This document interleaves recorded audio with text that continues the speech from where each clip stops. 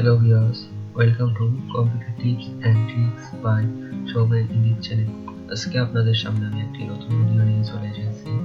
আজকে আপনাদের শেখাবো বিজয় বায়ান্ন software A to Z।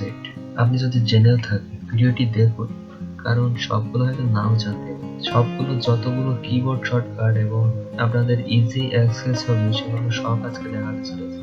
So let's start the video.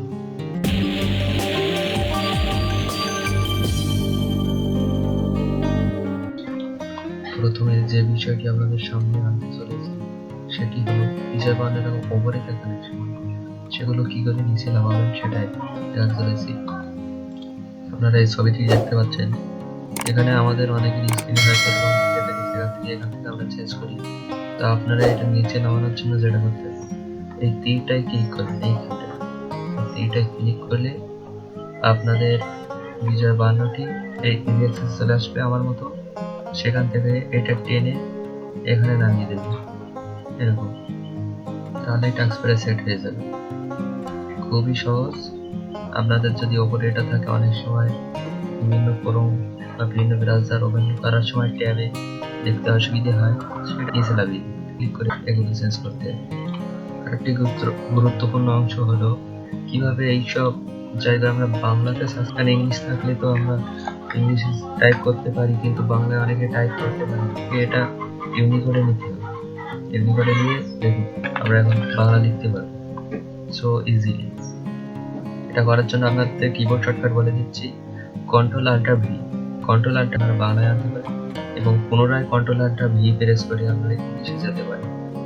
আমাদের ওয়ার্ডে বাংলা লেখার সময় এখান থেকে আমাদের সুতনিয়ান সেট করতে হয়, তারপরে বিজয় বায়ান্ন সেট করতে হয়।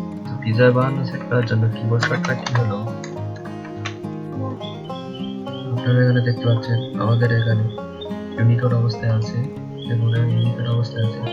আর কিভাবে কিবোর্ড শর্টকাটের মাধ্যমে আপনাদের এটা বিজয় ক্লাসিক করা সেটা আপনারা দেখুন। প্রেস করুন Ctrl+Alt+, দেখুন এখানে এখন বিজয় ক্লাসিক।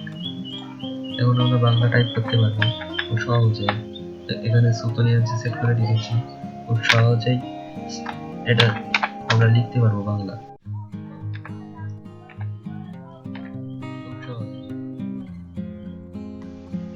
সো ভিউয়ার্স, আজকে আমরা দুটি কিবোর্ড শর্টকাট, প্রথমে দেখলাম কিভাবে কিবোর্ড শর্টকাটে বিজয় বায়ান্ন হয়, এবং এখন আবার রিভিউর জন্য দেখাচ্ছে Ctrl+Alt+V প্রেস করলে আপনারা সহজে ইউনিকোডে চলে যেতে পারেন।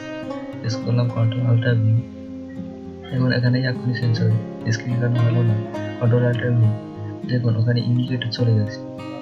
তো এইখানটা ভালো করে দেখুন, একটু কালারটা অন্যরকম হয়ে গেছে। বিজয় বায়ান্ন কালারটা কালো ওটার কালার একটু হলুদটাই।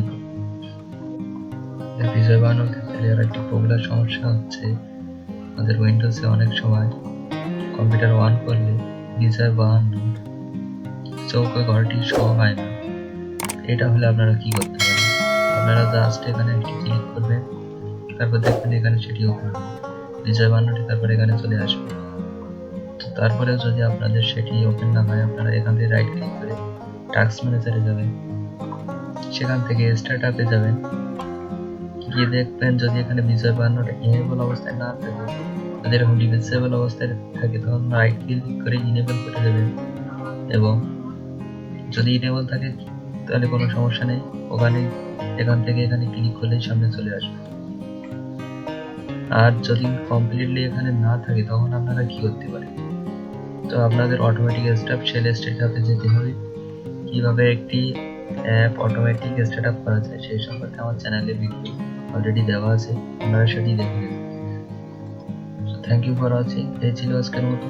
আশা করছি পরবর্তী ভিডিওতে আপনারা আমার সাথেই থাকবেন। যদি ভিডিওটি ভালো লাগে থাকে ভিডিওটি অবশ্যই লাইক, কমেন্ট, শেয়ার করুন। আমার চ্যানেলটি অবশ্যই সাবস্ক্রাইব করুন। ধন্যবাদ।